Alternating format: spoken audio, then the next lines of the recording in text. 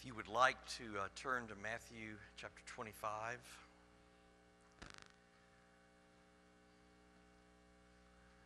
We're going to start at verse 14.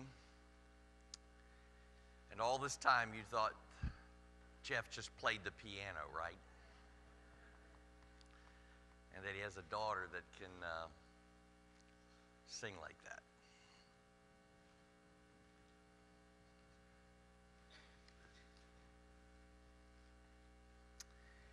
Can I have the strategic leadership team stand, please? I've had you stand one other time.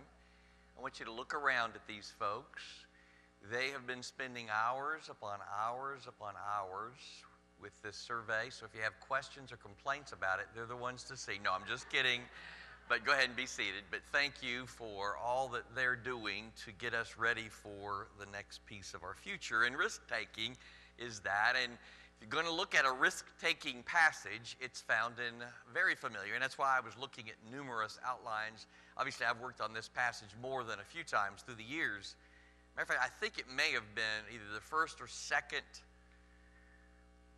scripture I ever used to preach a sermon. And if that's the case, it was probably preached from here. And I don't, fortunately, have that outline anymore.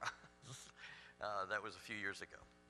I'm going to be reading from the New International Version today. Again, it will be like a man going on a journey who called his servants and entrusted his property to them. And to one he gave 5 talents of money, and to another 2 talents, and to another 1 talent, each according to his ability.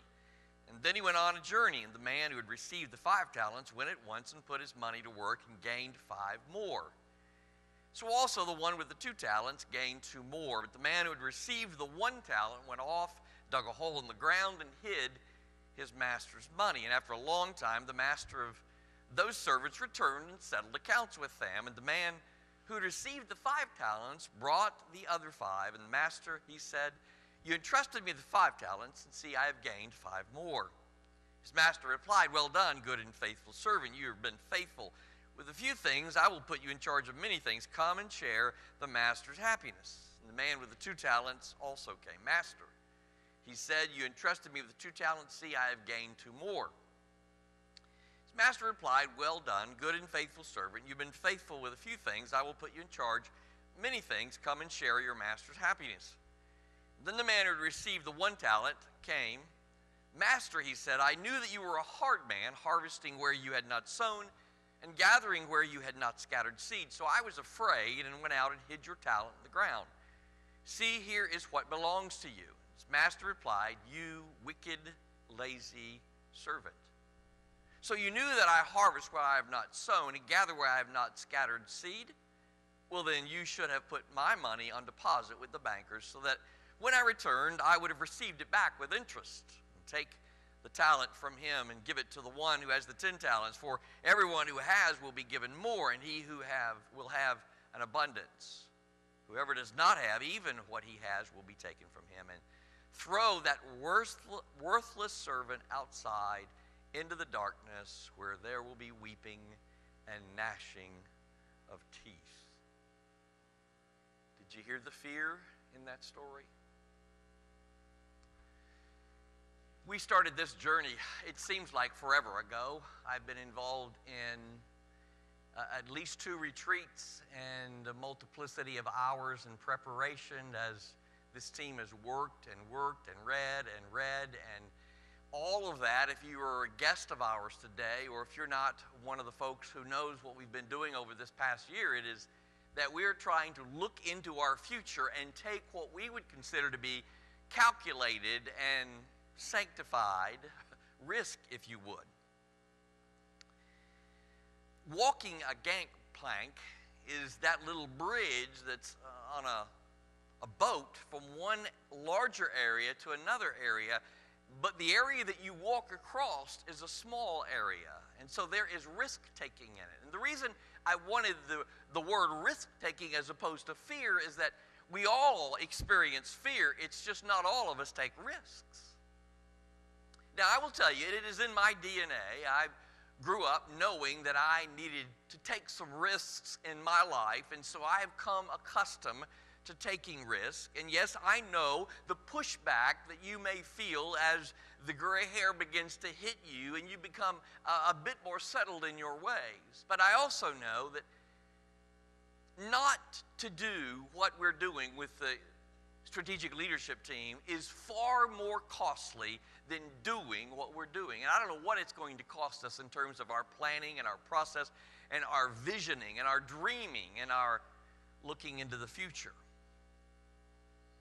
Having a grandchild around allows me to read children's books, or in this case, more often than not, listen to Neva read them because she wants to have that joy again. But many of you will know the little book, The Little Engine That Could.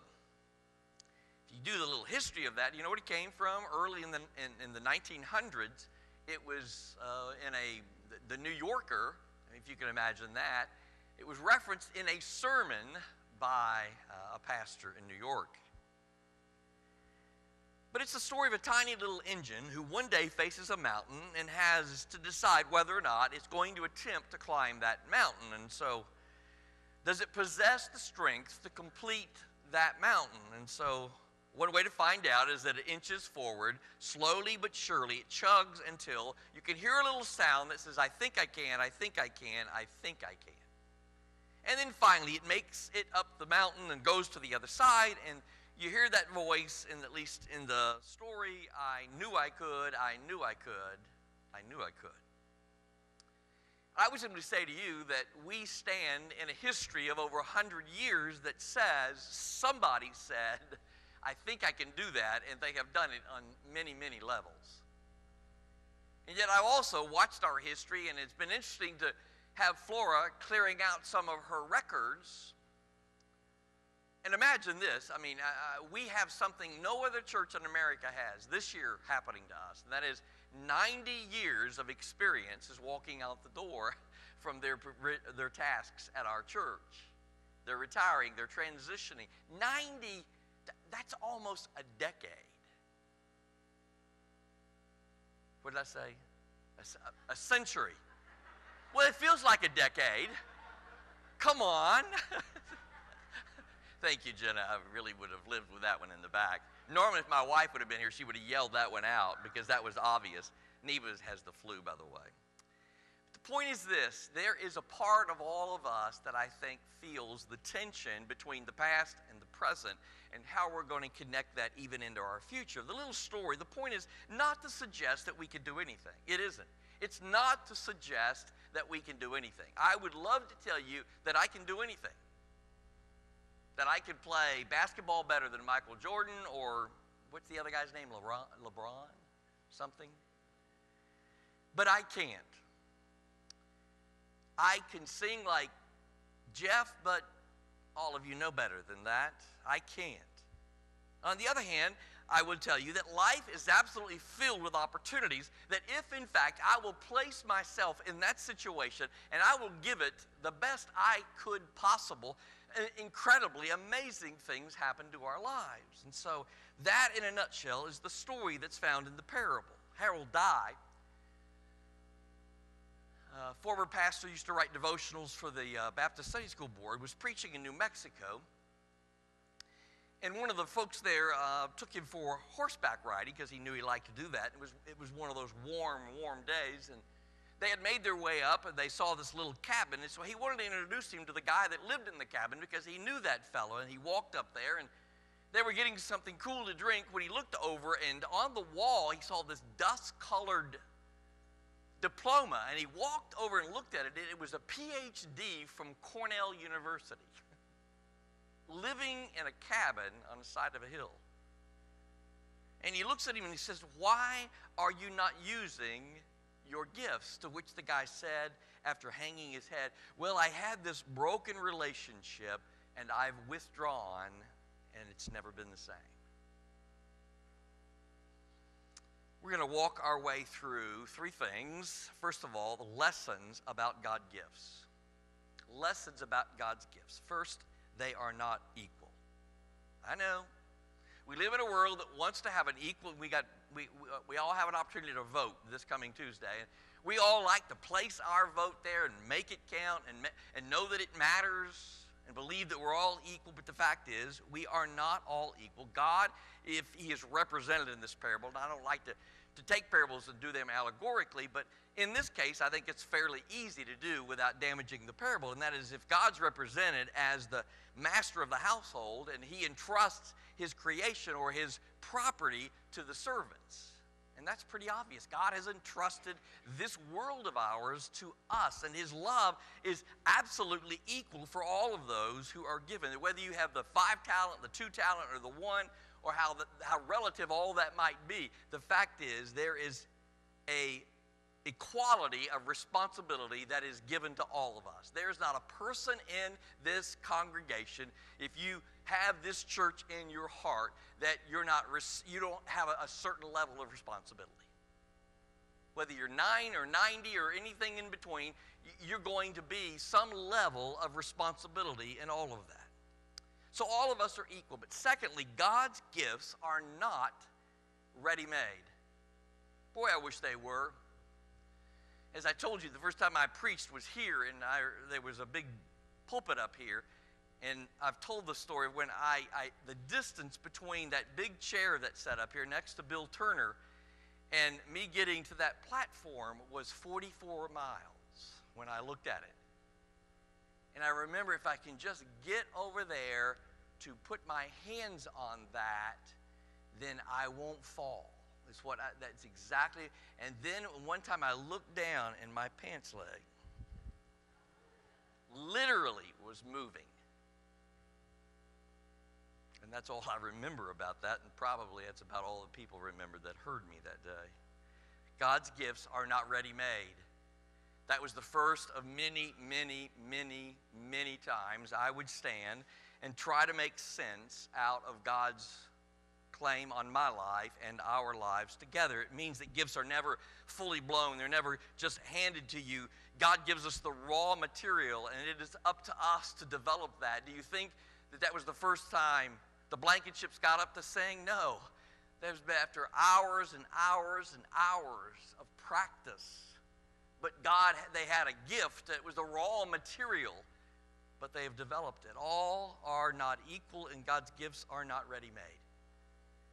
The other lesson I want to teach is the one about fear, and that's the one that we'll spend a little bit of time on. The fear, first of all, of others. Do you care what other people think? Of course you do. It's just a matter of how much you care. How much do you really care what other people think? And in our case, we're going to have to deal with some level of that as we look into it's going to matter to us what our neighbors think about our church. It's going to matter what they think.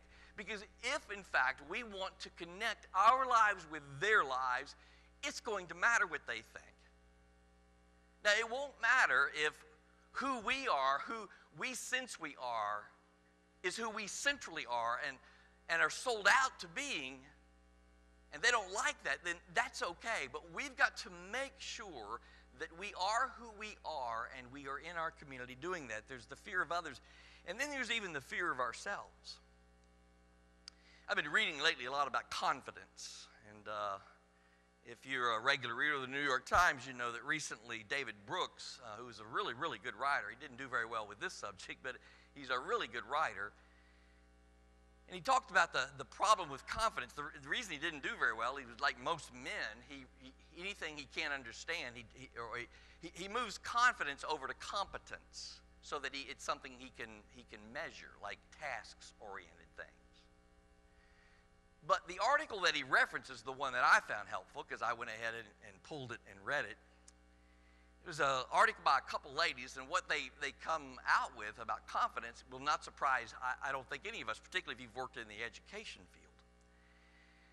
They pulled the study from the Institute of Leadership and Management of 2011, and they found out that British managers surveyed and asked men and women managers how confident they were about their positions. And what I found out about men and women, of course I have this, I'm constantly studying that, and I would simply say there's much more about the man and the woman's brain that is alike than is not alike.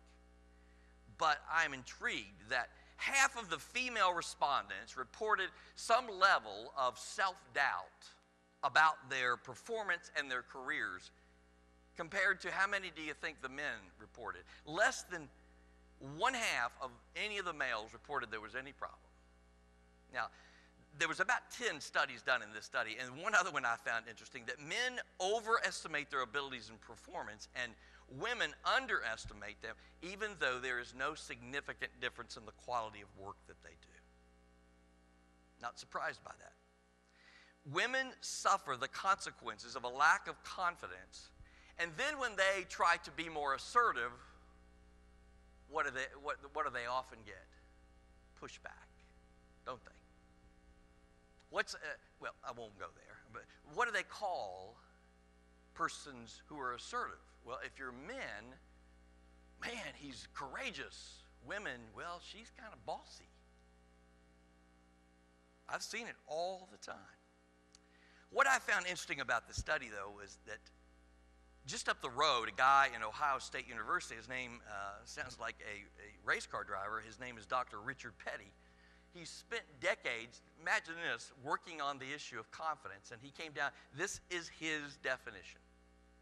Confidence is the stuff, I didn't know professors used that word, but confidence, he says, is the stuff that turns thoughts into actions. Now, isn't that interesting? Of all the things that he could do and say about confidence, he says ultimately it is the stuff that pushes your thinking through the judgment process into acting on something. And I would simply say to you, the churches that aren't making a difference are the churches that somehow have not decided to act, have not decided to do something. So there's the fear of others, the fear of ourselves, and then there's the fear of our situation. Our community has changed, and if we are in fact going to be a renewed, vibrant, growing congregation, then we're going to have to determine who it is that God has given to us under our influence. And that's why we ask you, one of the first things is, how far do you travel to come to church? Now, some of you, we have to throw you out because Jenna comes 45 minutes or so, and others of you. But the average person, and so we're going to cover that area in terms of that's our situation and the fear of the situation.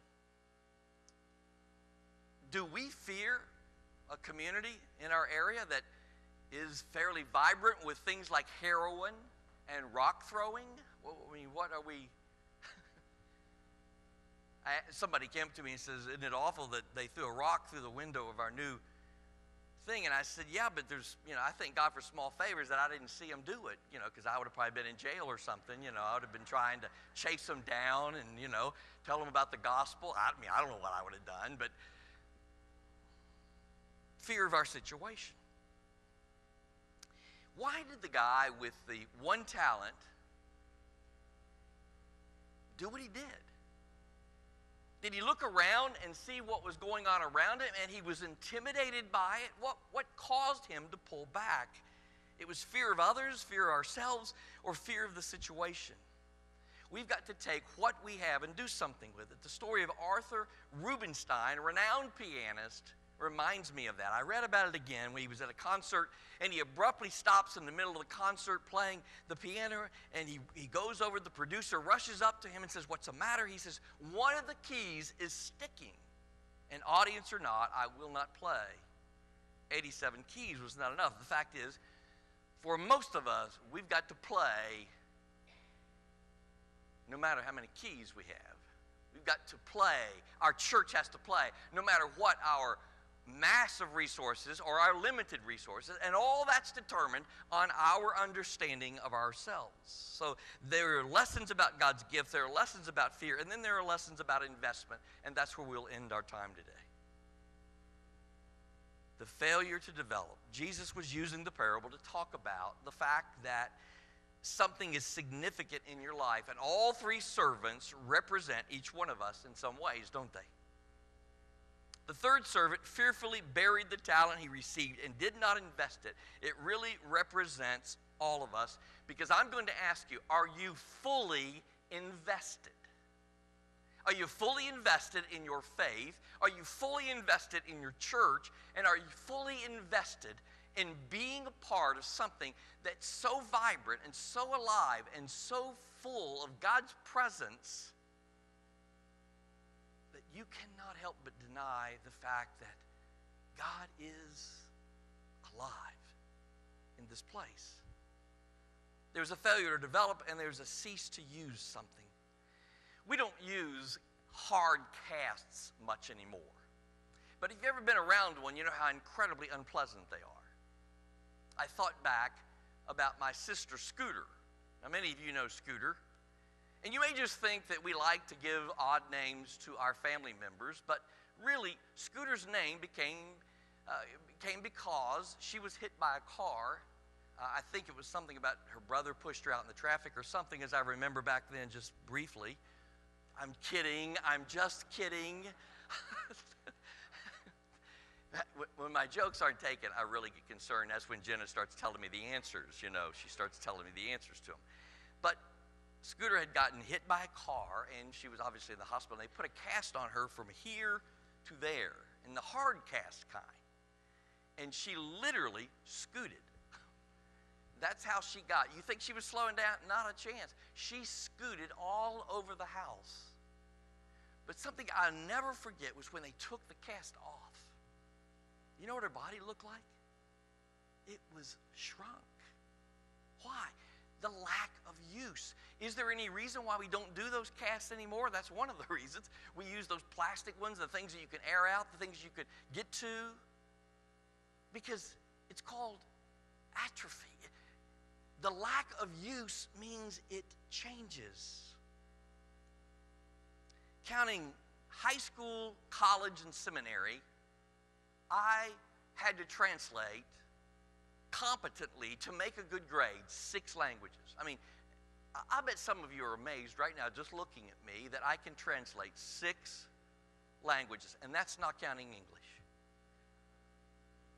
You know better than that. I translated them for the test, and I would be hard-pressed to give you a German or a Greek sentence right now, because I don't use them regularly. They cease to be. Have you ever seen those tests where they value a life? You know, they give the value of it. If you go to the Federal Aviation Administration, the value of American citizens' life, you know, they change it all the time. I remember checking it one time, it was $650,000. The Occupational Safety and Health Administration, well, they estimate the value of a man and woman to be about $3.5 million. That sounds a little more in my range, personally. And then there's an Environmental Protection Agency, and they place a range between, get this, a range between $400,000 and $7 million. And who in the world is going to determine that? So what's a human life worth? Boy, what's a human life worth? Jesus was really clear here. He didn't mince words. Jesus spoke clearly, and he says in verse 26, wickedness. The word wickedness there is a harsh word referencing a harsh act. You know what it means? It means that if you know something and you do not do something about it, you are going to be called wicked. In other words, if a doctor knows how to solve cancer but doesn't do it, he's called wicked. She's called wicked. If you and I know the claim of God, and we know the peace that comes from God, and we do not do something about it, we are wicked. The other word he uses there, it talks about the costliness issue. To have the gift, the answer, and not to use it is not to take a chance, not to invest in it. That's the word he uses. The word he uses is foolishness.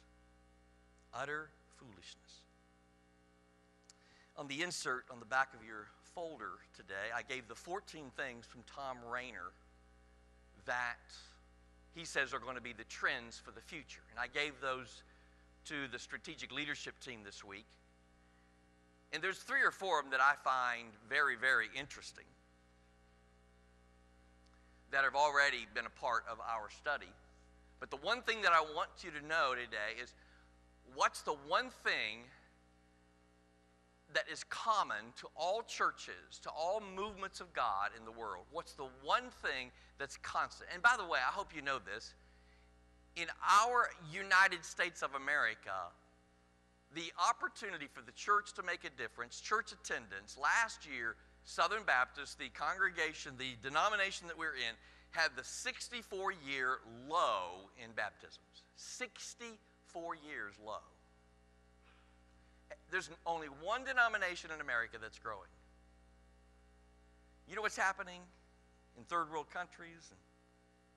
China is probably going to be 50% Christian in another 15, 20 years. Christ is exploding in other places. We are soon going to be a mission from other countries. That's the world in which we live. The one constant in all of the movements of God is the issue of desperation. If we are comfortable just being who we are, then guess what? We will experience the curse of comfort, the curse of convenience. And you'll probably need to get a new pastor. Because I've never been comfortable just being comfortable. I think God has bought me here. On my desk, I keep a level. Jenna gave me that level. I keep the card and the level on the corner of my desk. And it may be piling over with all kinds of things, but that area on my desk stays clear. Because she got it to me probably a couple years ago now, because she says I kept using the phrase, we've got to move to the next level. Well, the strategic leadership team is that decision. The decisions and the directions that we will ultimately vote on as a church to do, to be over the next 3 to 5 years of our life will come from our study and our visioning. And you get to participate in that. And what's going to make the difference in all of this is this. How desperate are we going to be to see God have his way in our lives, in the lives of the people that are under our influence, and the lives of this church? Desperate.